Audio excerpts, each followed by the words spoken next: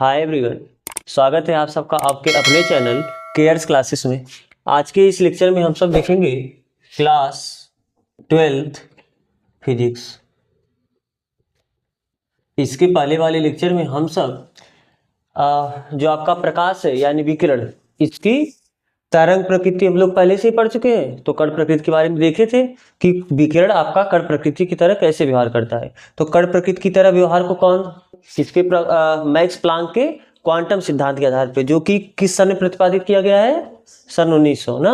तो सन 1900 ईस्वी में मैक्स प्लांक ने अपने क्वांटम सिद्धांत का प्रतिपादन किया था, जिसके अनुसार किसी भी ऊर्जा यानी स्रोत से जो प्रकाश या विकिरण का उत्सर्जन होता है, चाहे कोई पृष्ठ ऊर्जा का अवशोषण करे चाहे कोई पृष्ठ से ऊर्जा का उत्सर्जन हो, यानी किसी पिंड से चाहे ऊर्जा का उत्सर्जन हो या ऊर्जा का अवशोषण हो, वो हमेशा सतत न होके ऊर्जा के पैकेटों के रूप में होता है। ऊर्जा के इन पैकेटों को हम लोग क्या बोले हैं, क्वांटा। और प्रकाश के लिए आपने इसको क्या बोला, फोटान। तो आपने देखा कि प्रकाश आपका फोटानों से मिलकर बना होता है। जहां पर फोटानों के बारे में आपने 7-8 अभिलक्षण कुछ पढ़े थे कल, तो ठीक है।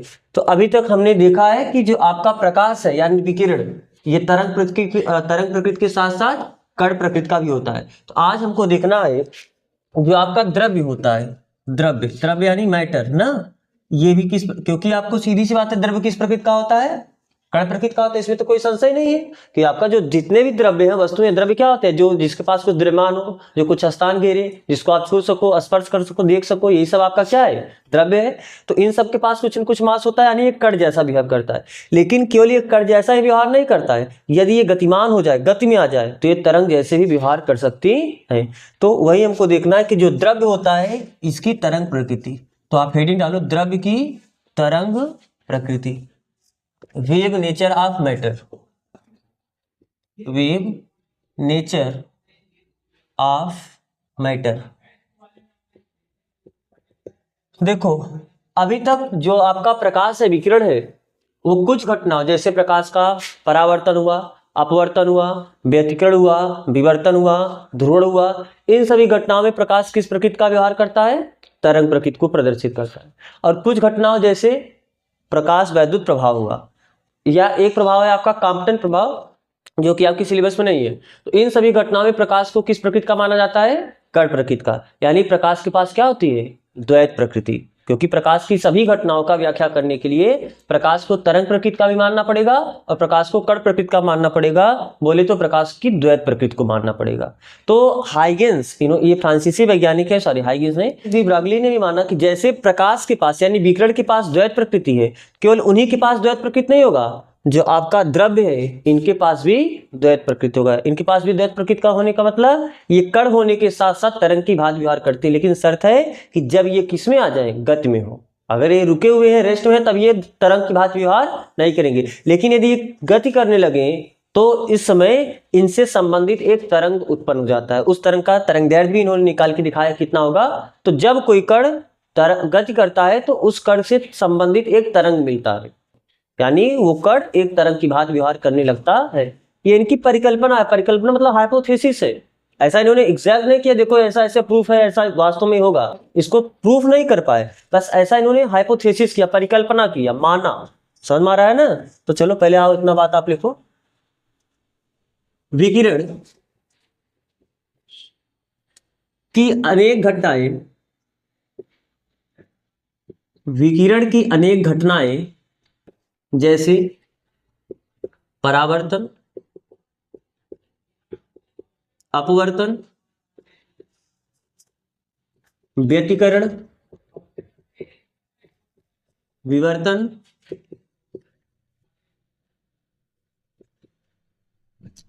तथा ध्रुवण, विवर्तन, ध्रुवण आदि में तरंग प्रकृति प्रदर्शित होती है। या अनेक घटनाओं आदि की व्याख्या, ऐसे लिखना, आदि की व्याख्या, आदि की व्याख्या तरंग प्रकृति के अनुरूप होती है। तरंग प्रकृति के अनुरूप या अनुसार होती है। जबकि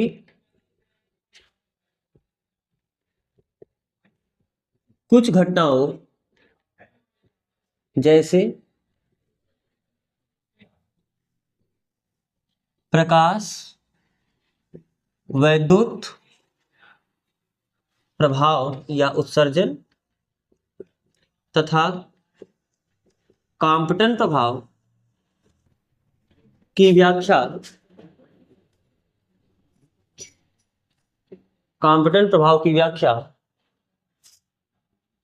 कण प्रकृति के अनुरूप होती है या कण प्रकृति के अनुसार होती है।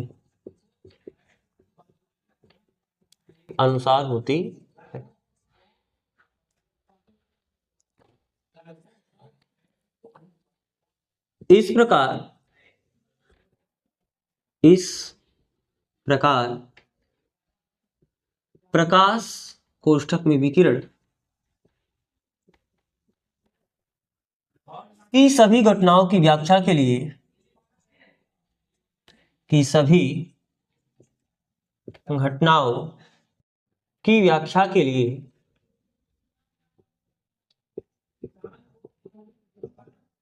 विकिरण को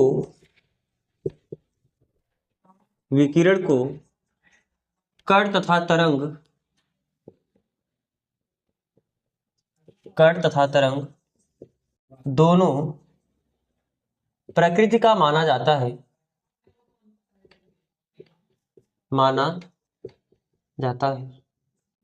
अर्थात विकिरण के पास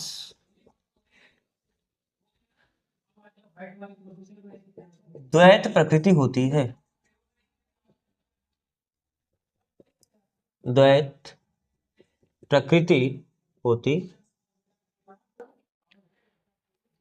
फ्रांसीसी वैज्ञानिक, पैरा चेंज कर देना, फ्रांसीसी वैज्ञानिक, इनका पूरा नाम लुईस डी ब्रॉगली है।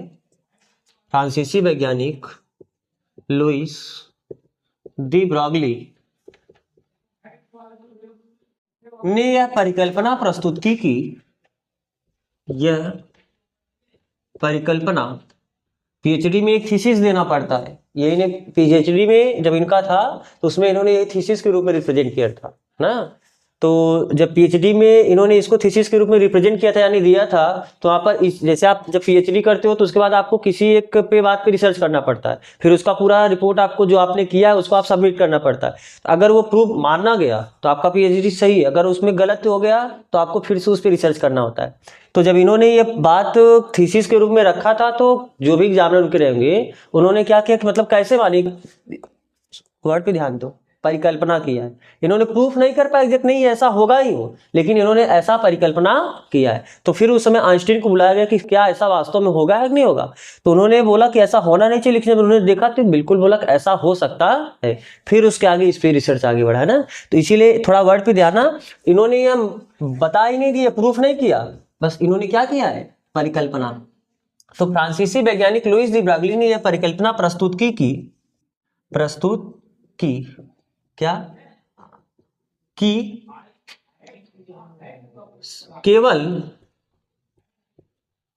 विकिरण के पास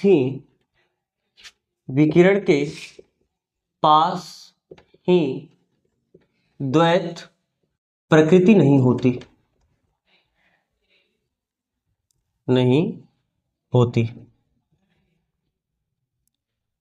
जब कोई द्रव्य कण जैसे इलेक्ट्रॉन, प्रोटॉन, न्यूट्रॉन आदि, ये सभी जितने भी कण हैं, प्रोटॉन आदि गति करती हैं तो वे भी तरंग की भांति व्यवहार करती हैं।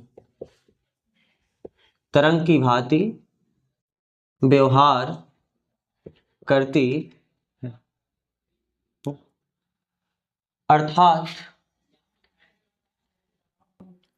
गतिमान द्रव्य कणों, बस शर्त क्या है, गतिमान होनी चाहिए। गतिमान द्रव्य कणों से संबंधित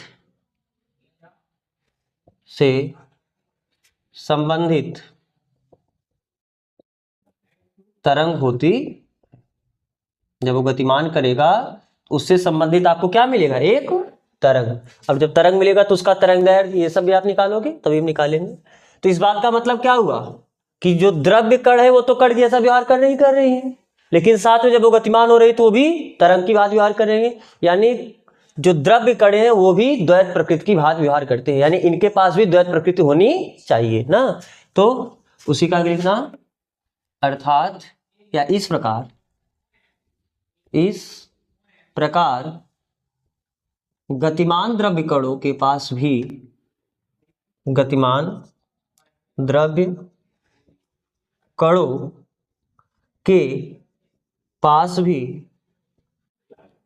द्वैत प्रकृति होती है। अब देखो ये आपका जो हेडिंग आपने इसमें इतना लिखा है, ये आपका 2-3 क्वेश्चन कवर करेगा। जैसे आपको कभी कभी पूछता है कि विकिरण की द्वैत प्रकृति को समझाइए, तो बस आप इतना लिखोगे कि जो विकिरण होते हैं उनमें बहुत सारी घटनाएं तरंग की भांति व्यवहार करती हैं, और जो विकिरण होती है बहुत सारी घटनाओं में कण की भांति व्यवहार करती है। इस प्रकार विकिरण के पास तरंग प्रकृति भी होती है और कण प्रकृति भी होती है, अर्थात विकिरण के पास क्या होती है, द्वैत प्रकृति होती है। आपसे फिर कभी पूछेगा कि प्रकाश के कण प्रकृति को समझाइए, तो आप हल्का से बताओगे चूंकि विकिरण अनेक घटनाओं में कण प्रकृति तथा अनेक घटनाओं में तरंग प्रकृति की भांति व्यवहार करते हैं, अर्थात विकिरण के पास द्वैत प्रकृति है। उसी प्रकार फ्रांसीसी वैज्ञानिक, बस इतना पूरा ना लिखे, बस इतना एक लाइन भूमिका बना के फिर आप उसी प्रकार फ्रांसीसी वैज्ञानिक लुईस डी ब्रागली ने यह परिकल्पना की कि जिस प्रकार विकिरण के पास द्वैत प्रकृति होती है उसी प्रकार कण के ही पास द्वैत प्रकृति होती है। जब कोई कण गतिमान होती है तब वह तरंग की भांति व्यवहार करती है, अर्थात गतिमान द्रव्य कणों के पास क्या होता है, उससे संबंधित एक तरंग होता है। तो ये इस प्रकार से क्या हुआ, ये भी द्वैत प्रकृति की भांति व्यवहार किया। लेकिन आपसे कभी कभी पूछता है कि विकिरण तथा द्रव्य कणों की द्वैत प्रकृति समझाइए, यानी विकिरण तथा द्रव्य की द्वैत प्रकृति समझाइए, तब आपको दोनों लिखना पड़ेगा पूरा मिला के ना। और लास्ट में निष्कर्ष लिख देना पड़ेगा, बस एक लाइन और ऐड कर देना कि इस प्रकार विकिरण तथा द्रव्य दोनों के पास द्वैत प्रकृति होती है। ठीक है। और कभी कभी ये पूछता है कि लुईस डी ब्रागली की परिकल्पना को प्रस्तुत कीजिए या लुईस डी ब्रागली की परिकल्पना की व्याख्या कीजिए, तो भी आपको यही लिखना है। बात समझ में आ रहा है ना। अगर नंबर 4-5 नंबर पे पूछेगा तभी हम लोग डेरिवेशन कर रहे हैं। उन्होंने जब कोई कण गति करता है तो उससे संबंधित तरंग दैर्घ्य कितना होगा, जब तरंग की भांति व्यवहार करेगा तो कुछ तरंग दैर्घ्य मिलेगा, तो उसका तरंग दैर्घ्य कितना होगा, तो वो भी लिखा रहे हैं, तो आप उसको भी ऐड कर देना। तो आप इसे कॉपी कर चुके होंगे। तो अब आप हेडिंग डालो, हो गया है ना सबका। अब आप हेडिंग डालो द्रव्य कणों की तरंग दैर्घ्य, या हेडिंग ऐसे डाल देना द्रव्य तरंगों की तरंग दैर्घ्य, किसी भी हिसाब से आप डाल। बस समझो हेडिंग का मतलब क्या है कि जब कोई कण गतिमान करेगा तो तरंग की भांति व्यवहार कर रहा है, तो उस तरंग की तरंग दैर्घ्य क्या होगी। ठीक है, द्रव्य तरंगों की तरंग दैर्घ्य। द्रव्य तरंग का मतलब समझ रहे हो, द्रव्य तरंग का मतलब वही जो द्रव्य जब गति कर रहा है तो वह तरंग की भांति व्यवहार करेगा ना, उसी तरंग को हम लोग क्या बोलते हैं, द्रव्य तरंग। समझ में आ रहा है ना। तो उस पॉइंट में लिखे नहीं, अगर आपके पास जगह हो तो आप वहां पर लिखना चाहे लिख सकते हो, या इतना याद रखो हर चीज लिखना जरूरी नहीं है। द्रव्य तरंग का मतलब जब द्रव्य कण आपका गतिमान होता है तो तरंग की भांति व्यवहार करता है, तो उसी तरंग को हम लोग क्या बोलते हैं, द्रव्य तरंग। नाम ही है द्रव्य तरंग। ठीक है, चलो तो इसमें हम डायरेक्ट डेरिवेशन पे चलते हैं। आपने आइंस्टीन के हिसाब से ये डेरिवेशन हमने बोला जो 2 बार कर चुका है, वही आपको फिर से करना है ना तीसरी बार। आइंस्टीन के अनुसार यदि किसी फोटान क्या है, ये भी तो कण है ना, यदि किसी फोटान की गतिक द्रव्यमान, क्योंकि वो फोटान के पास विराम द्रव्यमान नहीं होता, यदि किसी फोटान की गतिक द्रव्यमान स्मॉल m हो तो उसकी ऊर्जा कितनी होती है, उसकी ऊर्जा इक्वल टू mc²। मान लेते हैं समीकरण नंबर 1। क्वांटम सिद्धांत के अनुसार या प्लांक के अनुसार बोल सकते हो, क्योंकि क्वांटम सिद्धांत का प्रतिपादन किसने किया है, मैक्स प्लांक ने ही तो किया है। तो प्लांक के अनुसार यदि फोटान की आवृत्ति न्यू हो तो फोटान की ऊर्जा कितनी होती है? तो फोटान की ऊर्जा ए इक्वल टू एच न्यू, मान लेते हैं इसे समीकरण नंबर 2। तो समीकरण 1 और 2 से, समीकरण 1 और 2 से क्या बोल सकते हो? mc square equal to H nu. यहां से आप लिख सकते हो m equal to H nu upon C square, मान लो इसे समीकरण नंबर 3। क्योंकि आप एक फार्मूला जानते हो क्या, न्यू इक्वल टू, देखो कैसे याद रखोगे आप, ये फार्मूला इक्वल टू कितना एच न्यू जानते हो और इसी को क्या लिखते हो एच सी अपान लैम्डा। तो यहां से रिलेट कर सकते हो ना, न्यू कितने की जगह पाए सी अपान, यानी न्यू बराबर सी अपान लैम्डा। तो चूंकि न्यू बराबर क्या होता है सी अपान लैम्डा, तो बताओ यहां से m इक्वल टू कितना मिला h अपान सी स्क्वेयर, और न्यू की जगह हम क्या लिख सकते हैं सी अपान लैम्डा। एक सी से एक सी कैंसिल हुआ तो m इक्वल टू कितना आया h अपान सी लैम्डा। ठीक है, हमको क्या निकालना है संवेग। तो फोटान की संवेग ऐसे लिखना है, यदि फोटान की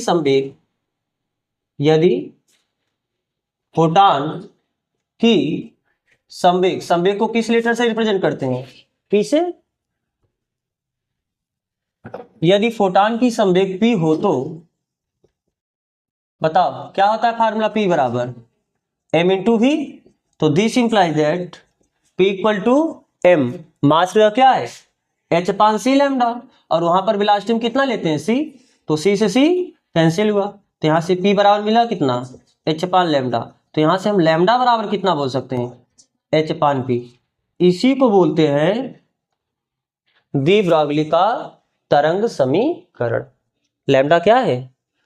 तरंग दैर्घ्य है ना, किसका तरंग दैर्घ्य? तरंग दैर्घ्य एक तरंग का होता है। और ये p क्या है? संवेग किसका गुण है? कण का। संवेग कण का गुण है, संवेग p equal to m into V, mass आ रहा है ना, मास। जब कोई मास वाला वस्तु v वेग से गति करता है तो उसके पास संवेग आता है। तो जब संवेग का बात आता है, संवेग किसका प्रॉपर्टी है? कण का। लैम्डा तरंग दैर्घ्य किसका प्रॉपर्टी है? तरंग का। अरे तरंग के पास तरंग दैर्घ्य होता है। तो देखो ये इक्वेशन ऐसा इक्वेशन है जो किसी कण के तरंग प्रकृति को भी डील कर रहा है और साथ में उसके कण प्रकृति को डील कर रहा है। तो इसी इक्वेशन को बोलते हैं, आप कुछ इक्वेशन बोल दो इसको, इसे 4, तो आप बोलोगे समीकरण 4 को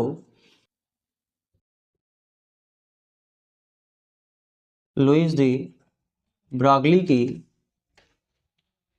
तरंग समीकरण कहते। तो क्या ये किसके लिए, केवल फोटान के लिए अप्लाई है? ये जो इक्वेशन है केवल फोटान के लिए अप्लाई है। अगर कोई कण जिसका मास m हो और जिसका वेग v हो, उसके लिए भी तो आप बता सकते हो, क्योंकि उसका संवेग कितना आ जाएगा m इंटू वी। आप इतना ऊपर कॉपी कर चुके हो? चलो अगर ना कॉपी किया तो आप पहले कॉपी करो, फिर इसके आगे बात करते हैं। देखो उसी के आगे कंटिन्यू करना। यदि किसी गतिमान कण का द्रव्यमान स्मॉल m तथा वेग v हो, तो आपको ये पता है P इक्वल टू आप क्या लिख सकते हो m इंटू v, यानी किसी भी मास के लिए आप बता सकते हो। बात समझ आ रहा है ना? और बस शर्त क्या है, वो उसके पास कुछ न कुछ क्या वेग होना चाहिए, कुछ न कुछ वेग होना चाहिए। अगर मास है रुका हुआ है तो फिर वो तरंग के बाद व्यवहार नहीं करेगा। तो अब बताओ, तो P equal to m v लिख सकते हो। तो दिस इंप्लाइज दैट, ये जो समीकरण 4 से आप लैम्डा बराबर कितना लिख सकते हो h अपान p, p की जगह m इंटू v। यहां से एक चीज देख रहे हो क्या, कि जो लैम्डा है इसको मान लो समीकरण नंबर 5। समीकरण 5 से आप बोल सकते हो क्या कि लैम्डा ये इनवर्सली प्रोपोर्शनल है m के, और लैम्डा ये इनवर्सली प्रोपोर्शनल है v के। यानी यदि किसी वस्तु का मास बहुत कम है तो उसका तरंगदैर्घ्य बहुत ज्यादा होगा, और किसी वस्तु का मास अगर बहुत ज्यादा है तो उसका तरंगदैर्घ्य बहुत कम होगा। जैसे अब हम लोग जो वस्तु को देखते हैं तो इसका मास क्या होता है, अपेक्षाकृत ज्यादा होता है। जैसे इलेक्ट्रॉन प्रोटॉन का द्रव्यमान 9.10⁻31, इलेक्ट्रॉन का द्रव्यमान 10⁻31 kg, इतना कम द्रव्यमान होता है। उसके तुलना में सभी वस्तुओं का द्रव्यमान ज्यादा ही है। तो जब इन सब का द्रव्यमान इतना ज्यादा है तो इससे एसोसिएटेड तरंगदैर्ध्य यानी इससे संबंधित जो तरंगदैर्ध्य होगा वो क्या होगा, बहुत कम होगा। अरे लैम्डा और एम इनवर्सली प्रोपोर्शनल है ना, अगर एम का मान ज्यादा होगा तो लैम्डा का मान क्या होगा, बहुत कम होगा। तो इतना तरंगदैर्ध्य कम होगा तो हम लोग उसको तरंग जैसा मान ही नहीं पाएंगे ना। और अगर वेग इनका, जैसे अगर कोई चीज रुका हुआ है यानी उसका वेलोसिटी क्या एकदम कम और लगभग अप्रॉक्सिमेट 0, तो अगर उसका वेलोसिटी बहुत कम है या वेलोसिटी लगभग 0 हो गया तो भी उसका तरंगदैर्ध्य कितना हो जाएगा। अरे बोलो, अगर ये एकदम कम है तो वैल्यू बहुत ज्यादा होगा ना, तो यानी उस केस में लैम्डा का वैल्यू कितना हो जाएगा, इनफाइनाइट।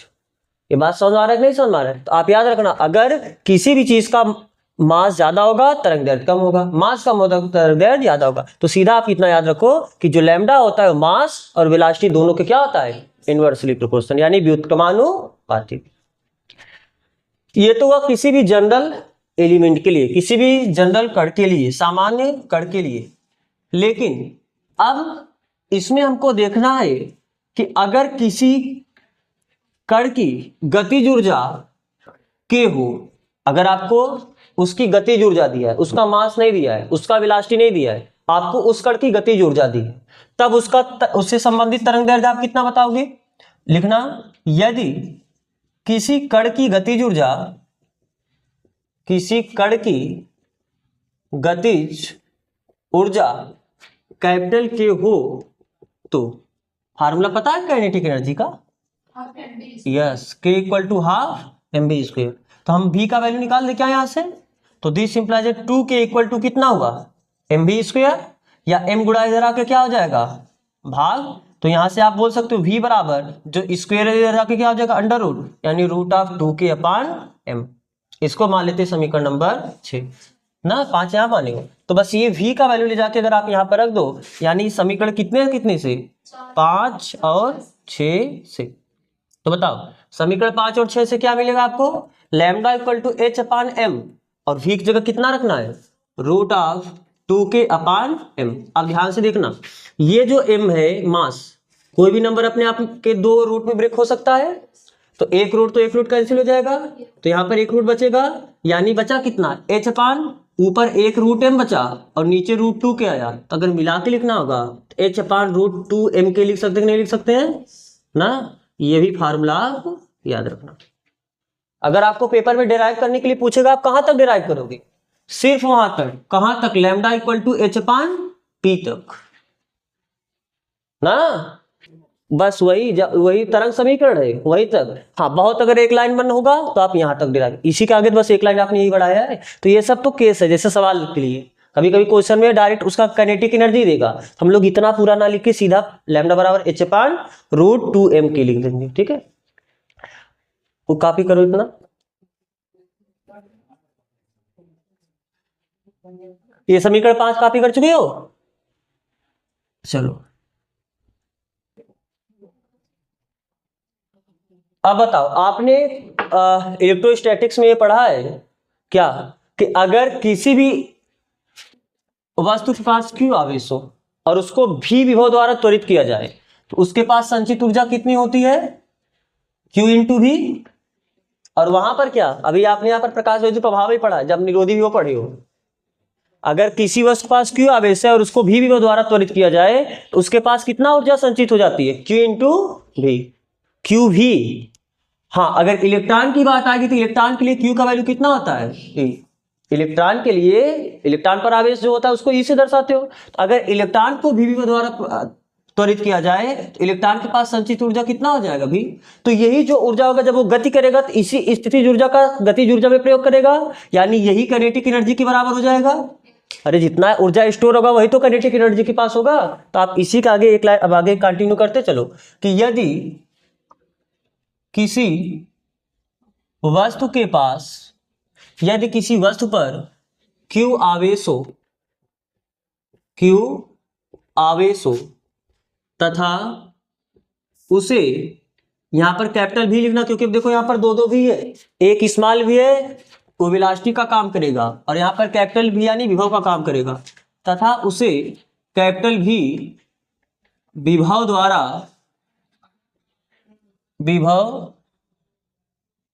द्वारा त्वरित किया जाए तो K इक्वल टू जो काइनेटिक एनर्जी है उसको Q इंटू वी लिख सकते हो कि नहीं लिख सकते हो? तो इसको कुछ समीकरण नहीं मानो, इसको मान लो समीकरण नंबर 7। अरे 6 तक मानो, इसको 7 मान लो। तो समीकरण 7 से आप क्या लिख सकते हो? समीकरण 7 आपका क्या हो जाएगा? Lambda equal to h upon root of 2m k की जगह कितना लिखना है? Q capital. ये उतना ज्यादा तो नहीं काम, मतलब इसका भी आप याद रखना, लेकिन अभी हम लोग को इसी फार्मूले के आधार पे, इसको समीकरण 8 मान लो, इसी फार्मूले के आधार पे हम लोग को 3 का फार्मूला याद रखना है। एक इलेक्ट्रॉन का तरंग दैर्ध्य कितना होगा, दूसरा प्रोटॉन का तरंग दैर्ध्य कितना होगा, और तीसरा अल्फा कण का तरंग दैर्ध्य कितना होगा। क्योंकि हमको चाहे इलेक्ट्रॉन का जब बात करोगे, इलेक्ट्रॉन का भी द्रव्यमान पता है और इलेक्ट्रॉन पर आवेश कितना होता है वो भी पता है, प्रोटॉन का भी द्रव्यमान पता है, प्रोटॉन का भी आवेश पता है, और अल्फा कण का भी द्रव्यमान पता है, अल्फा कण का भी आवेश पता है ना। तो पहले आप इतना कॉपी करो, इतना कॉपी कर चुके आप पूरा। चलो तो अब पहले हम ये फार्मूला लिखते हैं यहाँ पर, लैम्डा बराबर आया कितना? h upon root 2m q capital v। h क्या है? प्लांक नियतांक। m क्या है? Mass of particle. जो भी कण, यहाँ पर देखो हमने क्या बोला? मास ऑफ पार्टिकल, इलेक्ट्रॉन का द्रव्यमान नहीं बोला, कोई भी कण जो भी गति कर रहा हो उस कण का द्रव्यमान। q क्या है? उस वस्तु पर आवेश। और v क्या है? उस वक्त ना ये वेग नहीं, ये विभव है। इसीलिए देखो हमने जहां जहां स्मॉल v बनाया वहां पर ऐसे लिखे, और जहां कैपिटल v बनाया वहां पर हम ऐसा लिख दिया ना। तो ये क्या है? आपका विभव है, ये विभव है। उस आवेशित कण को आप किस विभव से त्वरित किए हो, तो ठीक है, किसी भी आवेशित कण के लिए तरंग दैर्ध्य का ये फार्मूला आता है। तो अब आप हेडिंग डालो, इलेक्ट्रॉन के लिए तरंग दैर्ध्य, इलेक्ट्रॉनों के लिए डी ब्रॉगली तरंग दैर्ध्य, इलेक्ट्रॉनों के लिए डी ब्रॉगली तरंग दैर्ध्य, डी ब्रॉगली तरंग दैर्ध्य।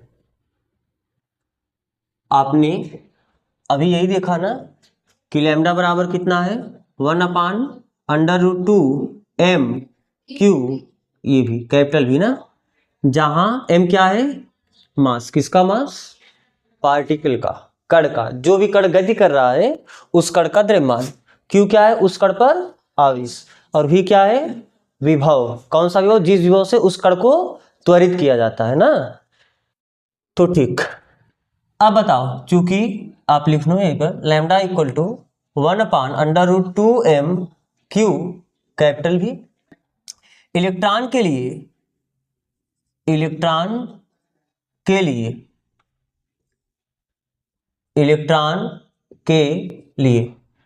m e लिख दे ना, मास ऑफ इलेक्ट्रॉन। इलेक्ट्रॉन का द्रव्यमान कितना होता है? 9.1 गुणे 10 घाती माइनस 31 क्या? kg, ठीक। और QE, इलेक्ट्रॉन पर आवेश तो E के बराबर ही होता है, और ये होता कितना है? 1.6 गुणे 10 घाती माइनस 19 क्या? कूलम ना। अच्छा सॉरी, यहाँ पर ऊपर H है ना, आप करेक्ट करना, यहाँ पर ऊपर क्या है? H है। और H का वैल्यू कितना होता है? 6.6 गुणे 10 घाती माइनस 34 जूल सेकंड। अगर ये सभी वैल्यूज ले जाके हम इसमें रख दें तो लैम्डा इलेक्ट्रॉन के लिए निकलेगा कितना हो जाएगा? 6.6 into 10 to power minus 34 upon under root 2 mass of electron. Mass of electron कितना है? 9.1 इंटू 10 का पावर माइनस 31 इंटू क्यू का वैल्यू कितना है? 1.6 इंटू 10 का पावर माइनस 19 कूलम। और अभी आपका क्या है? भी। तो जब आप ये सही वैल्यूज हल करोगे तो ध्यान से देखना, ये सही वैल्यू हल करने के बाद आता है 12.27। आप डायरेक्ट अब याद रखना पड़ेगा आपको ना, पेपर में आएगा तो आप इतना हल गुणा भाग नहीं करोगे, वहां पर सीधा याद रखो 12.27 अपान अंडर रूट भी। और इतना ही नहीं, ये गुणे 10 घाते माइनस 10 मीटर ना। तो लेकिन हम आपको पता है 10 घाते माइनस 10 मीटर एंगस्ट्रॉम को रिप्रेजेंट करता है। 10 घाते माइनस 10 का गुणा करोगे बैलेंस हो जाएगा, बचेगा केवल इतना। यानी कहने का मतलब है कि हमको याद रखना है सीधा केवल इतना एंगस्ट्रॉम। ठीक है, जो लैम्डा का वैल्यू होता है ये इतना, लेकिन ये किस में आता है, एंगस्ट्रॉम में। किसका ये तरंग दैर्ध्य है, इलेक्ट्रॉन का। तो इलेक्ट्रॉन का जो तरंग दैर्ध्य होता है वो कितना होता है, 12.27 बटे √v। यहाँ पर भी क्या है, विभव। तो इलेक्ट्रॉन को जिस विभव से त्वरित किया जाता है वो विभव। अब आपको क्वेश्चन में क्या करेगा, सीधा बता दे देगा कि एक इलेक्ट्रॉन है, इलेक्ट्रॉन को 25 वोल्ट के विभव से त्वरित किया जाता है, तो उस इलेक्ट्रॉन का तरंग दैर्ध्य कितना होगा। तो आप डायरेक्ट विभव का वैल्यू रख के वहां पर आप फिर पूरा इतना गुणा भाग थोड़ा करोगे ना, तो आप ये डायरेक्ट फार्मूला रख, तो कॉपी करो फिर आप इसे। अब आप हेडिंग डालो, प्रोटॉनों के लिए डी ब्रॉगली तरंग दैर्ध्य।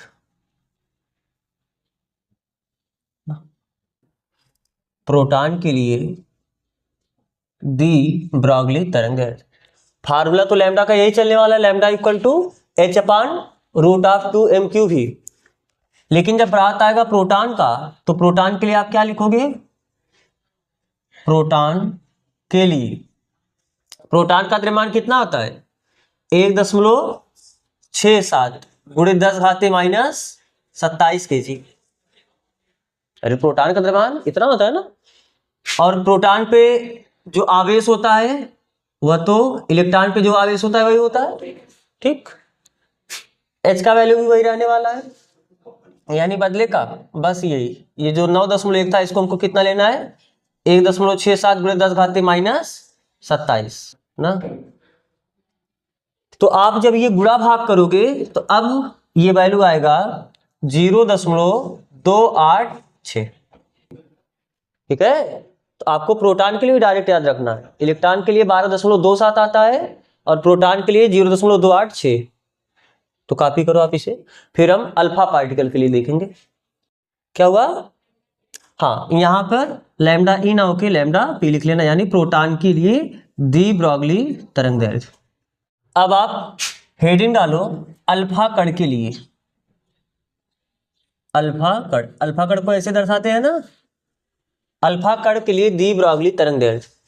अल्फा कण के बारे में आप जानते ही होंगे, अल्फा कण है क्या, हीलियम का नाभिक 2He4। हीलियम के बहुत सारे समस्थानिक होते हैं, तो उसमें जो 2He4 है, इस हीलियम का नाभिक, और नाभिक का मतलब थोड़ा समझना, आपको पता है कि नाभिक में क्या होता है, जो अल्फा कण है, अल्फा कण क्या है, 2He4 का नाभिक। अब आप ये चीज जानते भी होंगे, अब आपको फिर से आगे के चैप्टर में पढ़ने को मिलेगा कि किसी तत्व को हम ऐसे रिप्रेजेंट करते हैं x से, उसका जो परमाणु क्रमांक होता है उसको हम रिप्रेजेंट करते हैं z से, और उसके मास को हम किससे रिप्रेजेंट करते हैं, a से। तो अगर पूछे कि कोई बताओ ZX अगर किसी भी लेटर का मतलब किसी भी तत्व को इस तरीके से रिप्रेजेंट किया गया हो, तो बताओ इसमें इलेक्ट्रॉन की संख्या क्या होगी, इलेक्ट्रॉनों की संख्या। तो इलेक्ट्रॉनों की संख्या कितनी होती है, यही Z। आपसे कोई पूछे प्रोटॉन की संख्या कितनी होती है, तो यही होता है Z। लेकिन अगर आपसे कोई पूछे न्यूट्रॉन की संख्या कितनी होती है, यस, A-Z। ठीक, कभी आपसे कोई इस तरीके से जो परमाणु क्रमांक होता है, परमाणु क्रमांक ही बराबर होता है इलेक्ट्रॉनों की संख्या और वो बराबर होता है प्रोटॉनों की संख्या, बस शर्त है कि वो तत्व उदासीन होना चाहिए, क्योंकि जब उससे चार्ज निकलेगा, इलेक्ट्रॉन निकलेगा, फिर इलेक्ट्रॉन की संख्या कम ज्यादा हो जाएगा। अगर वो तत्व उदासीन है तो उसका जो परमाणु क्रमांक होगा वही इलेक्ट्रॉन की संख्या होगा, जो परमाणु क्रमांक होगा वही प्रोटॉन की संख्या होगा, और एटॉमिक मास यानी परमाणु भार में से आप परमाणु क्रमांक को घटाओगे तो आपको क्या मिलेगा, न्यूट्रॉनों की संख्या। आप ये भी बात याद रखना कि जो मास ऑफ इलेक्ट्रॉन होता है वह बहुत कम होता है किससे, मास ऑफ प्रोटॉन से, और ये प्रोटॉन का द्रव्यमान बराबर होता है न्यूट्रॉन के द्रव्यमान के। न्यूट्रॉन और प्रोटॉन का द्रव्यमान एक दूसरे के समतुल्य होता है, लेकिन इलेक्ट्रॉन का द्रव्यमान इन दोनों के द्रव्यमान से बहुत ही ज्यादा कम होता है। और याद भी रखो ना, ये 10⁻31 है, इसका द्रव्यमान गुणे 10⁻27 होता है, लगभग 4 × 10,000 का अंतर होता है। ठीक, और जो इलेक्ट्रॉन पर चार्ज होता है ना, इलेक्ट्रॉन पर चार्ज यानी QE, अरे इलेक्ट्रॉन पर चार्ज ये किसके चार्ज के बराबर होता है, प्रोटॉन के चार्ज के बराबर होता है, और दोनों का चार्ज कितना होता है, 1.6 × 10⁻⁻19 कूलम।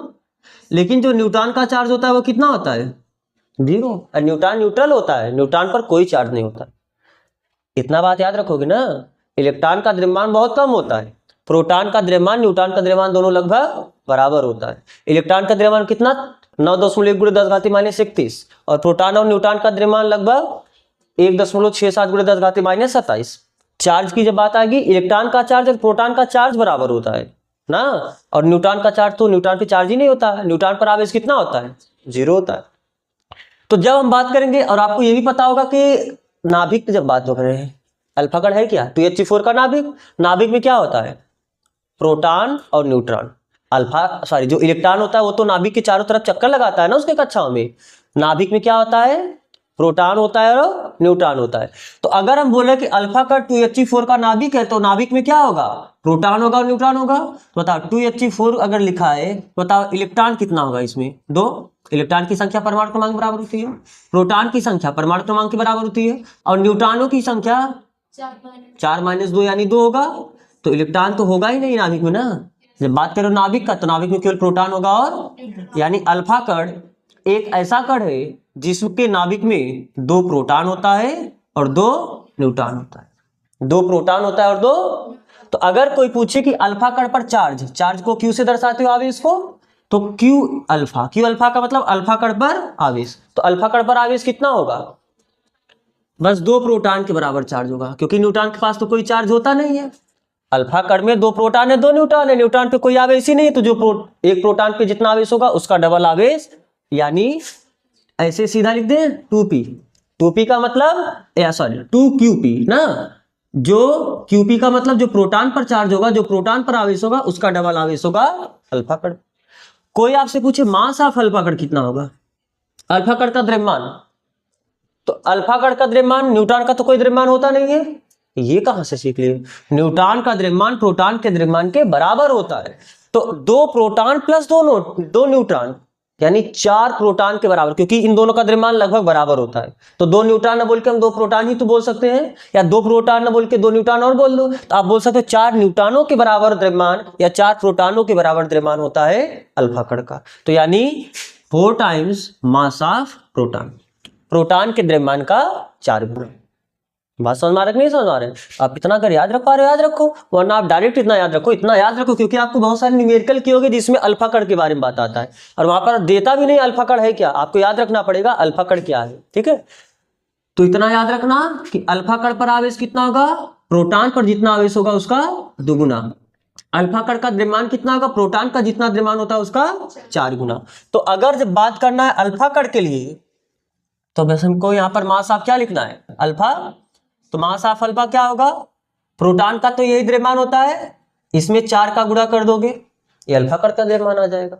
और अगर अल्फा कण के आवेश का बात करना होगा, तो अल्फा कण पर प्रोटॉन के आवेश का दुगना आवेश होता है, तो अगर हम इसको 2e बोल सकते हैं क्या, अरे प्रोटॉन पर 1.6 गुणे 10 घाती -19 कूलम का आवेश होता है, यानी 2 गुणे इसका दुगना बोल रहे हो ना। अरे देखो आवेश प्रोटॉन के आवेश का दुगना, और द्रव्यमान प्रोटॉन के द्रव्यमान का 4 गुना, 4 गुना। द्रव्यमान क्यों 4 गुना हो, समझ में आया ना, क्योंकि न्यूट्रॉन का भी द्रव्यमान जुड़ा है, और आवेश में केवल क्योंकि न्यूट्रॉन का आवेश ही नहीं होता है, इसलिए केवल प्रोटॉन का आवेश है। तो जब ये सब वैल्यू आप इसमें ले जाके रखोगे, यानी जहां m होगा, m की जगह कितना रखना है, 4 गुणे, 4 गुणे इतना, और इसकी जगह कितना रखना है, 2 गुणे इतना। तो आप ये सभी वैल्यू को हल करोगे, कि दिख रहा है कि नहीं दिख रहा है, ये चीज समझ में आ रहा है ना। तो अगर जब आप ये वैल्यू हल करोगे तो आपको ये कितना मिलेगा, 0.101 अपान, बाकी यहाँ तो भी बचेगा ही बचेगा। ये सब न्यूमेरिकल वैल्यू हम हल करने के बाद इतना बोल रहे हैं, बाकी नीचे भी अंडर रूट में भी आपका बचा है ना, तो इतना क्या आ जाएगा, एंगस्ट्रॉम। तो तीनों पार्टिकल के लिए फार्मूला डायरेक्ट याद है। इलेक्ट्रॉन के लिए कितना होता है बताओ, इलेक्ट्रॉन के लिए कितना आपने लिखा, 12.27 बटे अंडर रूट भी, ये क्या था, इलेक्ट्रॉन की द्विब्रागली तरंग दैर्ध्य। प्रोटॉन की द्विब्रागली तरंग दैर्ध्य कितना आया, 0.286 अपान रूट भी ना। और अल्फा कण के लिए भी अब डायरेक्ट याद रखना 0.101 अपान अंडर रूट भी। ये सभी किसमें है, शर्त है, लैम्डा क्या है, एक प्रकार की दूरी है, तरंग दैर्ध्य है। तरंग दैर्ध्य क्या होता है, एक साइकिल पूरा करने में जितना दूरी आगे बढ़ता है वही तो तरंग दैर्ध्य कहलाता है। तो ये दूरी है, मीटर में मापोगे, मीटर मापोगे, सेंटीमीटर में, मिलीमीटर में, एंगस्ट्रॉम में, नैनोमीटर में। ये जो डायरेक्ट फार्मूला मिलता है ये किसमें मिलता है आपको, एंगस्ट्रॉम मिलता है। जब आप एक बार एंगस्ट्रॉम पा गए, अगर आपको मीटर पूछा तो मीटर में कन्वर्ट कर लेना। तो आप ये भी कॉपी करो, इधर का भी अगर आपको अल्फा कर के बारे में कॉपी करना है तो आप इधर कॉपी कर लेना।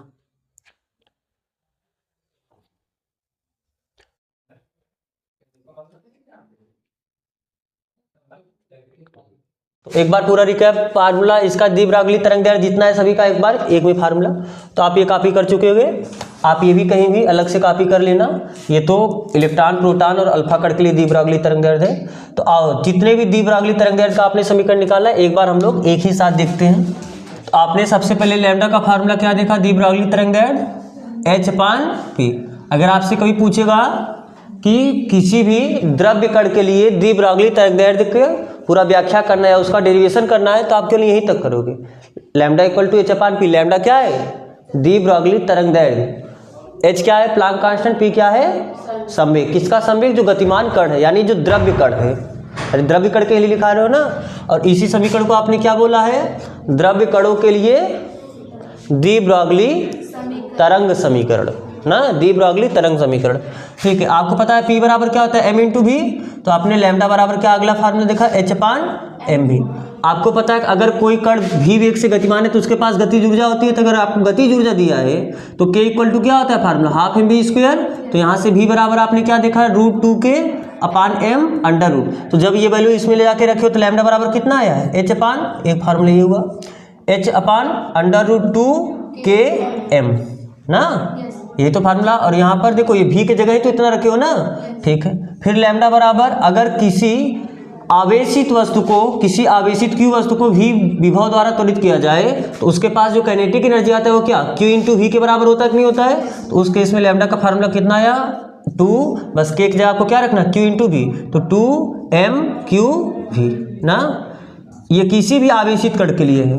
जैसे अगर कोई आपको सीधा ऐसे दे दे, कोई एक कण है जिसपे 5 कूलाम का आवेश है, तथा उसे उसका द्रव्यमान कुछ आपको दे दिए, उसका विभव दे दिए, तब आप इस तीनों में से कोई फार्मूला लगा पाओगे, तब आपको सीधा इसमें ला के रखना पड़ेगा।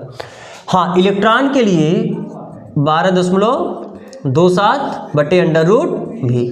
प्रोटॉन के लिए 0.286/√v। और अल्फा कण के लिए 0.101/√v। और ये तीनों किस में आएगा, एंगस्ट्रॉम। लेकिन ये किस में आएगा, ये मीटर में ही आएगा, क्योंकि आप h का SI वैल्यू रखोगे ना, सबका SI वैल्यू रखोगे तो लैम्डा का SI वैल्यू यानी मीटर ही आपको मिलेगा। तो 1 2 3 4 5 6 7 ही सातों आपके फार्मूले याद रखने पड़ेंगे आपको। अरे डायरेक्ट इलेक्ट्रॉन के लिए बोलेगा तो आपको इतना डिराइव करना पड़ेगा ना। आप डायरेक्ट याद रखोगे, डायरेक्ट ही स्टेप लिखोगे, वरना डायरेक्ट ही सिर्फ स्टेप रखोगे। तो आपका ये चैप्टर यहाँ पर कंप्लीट हुआ। तो इसका न्यूमेरिकल बचा है, तो इसके न्यूमेरिकल को हम लोग अगले सेशन में करेंगे। तो यहाँ तक जुड़ने के लिए आप सबका बहुत बहुत धन्यवाद।